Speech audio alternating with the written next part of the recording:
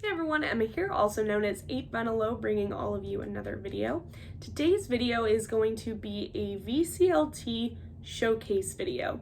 I recently received a VCLT package in the mail from Mazzy here in the vinyl community. He had reached out about a week or so ago saying that he had some John Mayall that he wanted to send my way, knowing how big of a John Mayall fan that I am.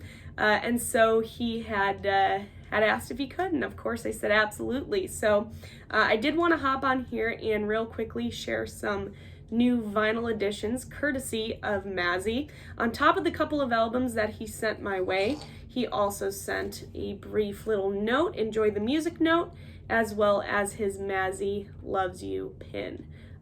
So again, Mazzy, I know I messaged you, but thank you so much for thinking about me with these Mayall albums, as well as the couple of surprises that you threw in at the end. So I do want to go through and share with you what Mazzy had sent my way.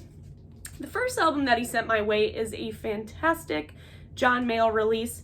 This is from 1968, called Blues from Laurel Canyon. A very popular Mayall release. This is one that surprisingly I did not already have in the collection.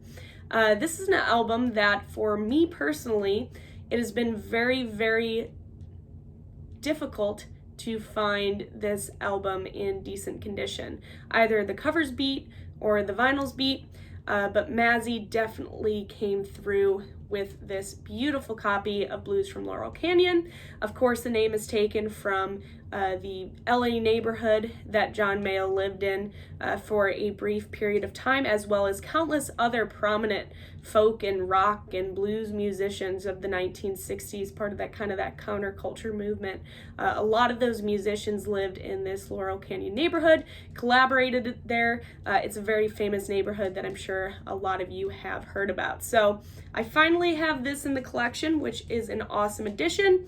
And then real quickly, I just wanted to share this book, which has the same name, Blues from Laurel Canyon, My Life as a Bluesman, John Mayall autobiography. If you have not read this, I highly recommend this. This came out a handful of years ago now, but is a fantastic read. So, and a great companion to the album.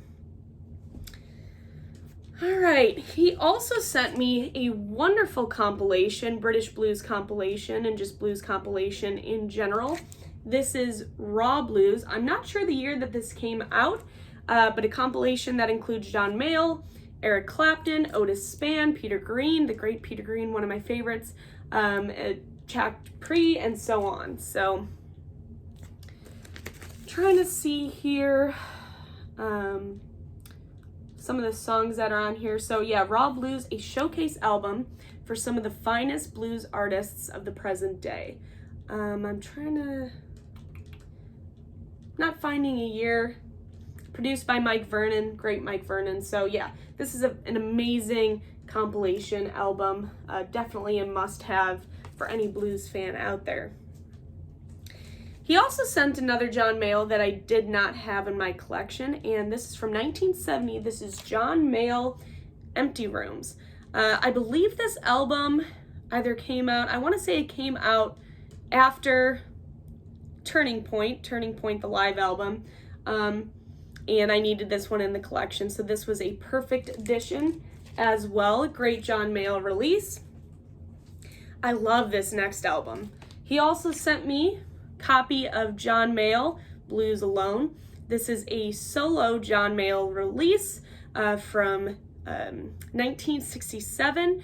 This is John Mayall by himself, as the name suggests. He plays all of the music, all of the instruments on this release, except for the drums, which was covered by another British blues great, Keith Hartley.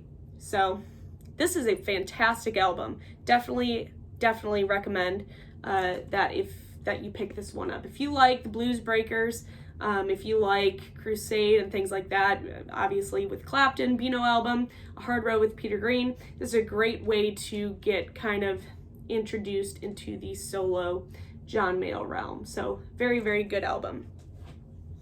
And then he sent some surprises. I don't know a lot about these next handful of records, but I did want to, I'm excited to kind of dig into them, and I did want to share them with all of you, as I'm sure you can provide some insight. Now, I've heard of this individual before, and I think Mazzy has talked about him a handful of times.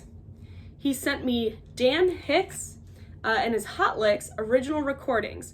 So I don't know much about this album, but I'm assuming it probably has some sort of bluesy, folky, country rock connection to it. So let me know more information about this album if you have it.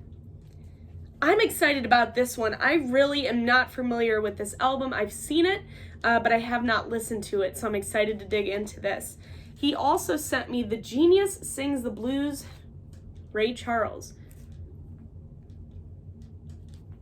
So I'm so excited to dig into that. I've always enjoyed Ray Charles. I don't have a lot of his material in my collection, but I always enjoy it when I listen to it. So I'm quite excited about this release.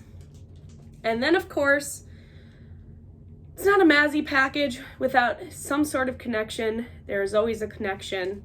And he sent me The Beatles, Rock and Roll Music.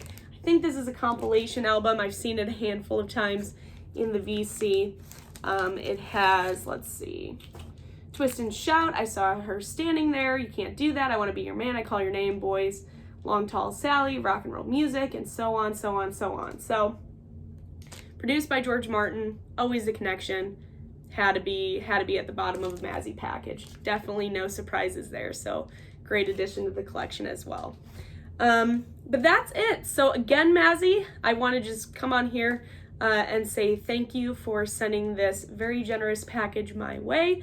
I'm so excited to dig into these albums, especially the surprises that you threw in at the end. And I hope that all of you watching enjoyed this video and enjoyed kind of seeing the new additions to my collection. And I will see all of you for my next video. Emma loves you. Bye, guys.